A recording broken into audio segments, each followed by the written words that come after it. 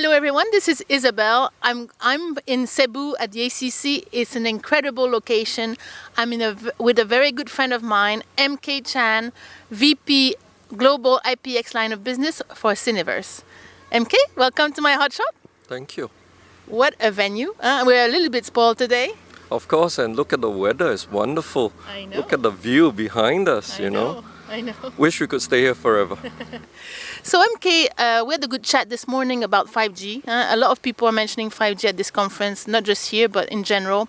And when we talk to carriers, with wholesalers, we ask them what do they think their role will be in 5G. A lot of them are questioning, they don't know themselves what they will be, and if there is a role to be had, if there is any money to be made by wholesalers in 5G. What's your view? Is there a role for wholesalers or carriers in 5G? And if so, what is it? Well, first of all, I think, we have to define what 5G is to everybody. To me, it is a paradigm shift. All right, 5G as compared to all the previous generations is a change of scale. In the 4G and pre-4G world, it's all about the P2P generation, the people to people, you and me. And in the 5G world, it's really a lot more than that. It's about the world of things. It's about the world of machines. And that means the scale is many times more than what it is to be today. All right. For the wholesalers, I would say that certainly with the change of technology and evolving consumer demand, they all have to think about how they prevent themselves from being marginalized. All right, moving away from the wholesale voice world, the carrier world, the long haul business of carrying data is going to change for them. So they need to think about how they would play maybe in signaling for the 5G world. For mobile carriers, it's a lot more interesting. Mobile carriers can now start to look at very many different models. In the past, mobile carriers have only really one set of customers, which are any person holding a phone. Now, in the 5G world, it is really any device that has a SIM. It is really any enterprise that is looking at a private wireless network. It is any enterprise that's consumer facing that wants to put devices out there to get closer to their consumer customers. So I think that depending on who you are, there are many plays to be made. And I guess you mentioned IoT, and IoT and 5G in some ways are interrelated. So again, the same question applies. I mean, again, I hear a lot of the carriers mentioning IoT, that they're doing exciting things about IoT. I'm still not very convinced.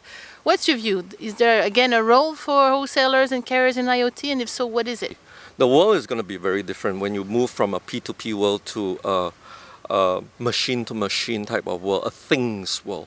You need to think about not just carrying payload.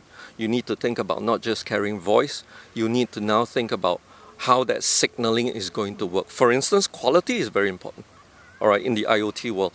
In fact, from our point of view, much more than in the people-to-people world. All right, latency is important. Accuracy of signaling traffic is very important. I think that when you start to look at what assets you bring to the table in the world of IoT and 5G, then you start to be able to figure out, how I can be relevant in that new world. It's the same for any wholesaler, any mobile carrier, even a fixed line carrier today. They are all going to be players, but who's going to be successful, who's going to win? That's really how well you understand your assets and how you, pivot your assets to meet those new demands. So it brings me to Syniverse. I think you're positioning yourself and pivoting yourself to capitalize on your assets and your capabilities. So maybe you can share with us a little bit what you're doing around 5G and IoT and how you're planning to capitalize on this opportunity. Certainly. We believe that we're extremely well positioned for 5G.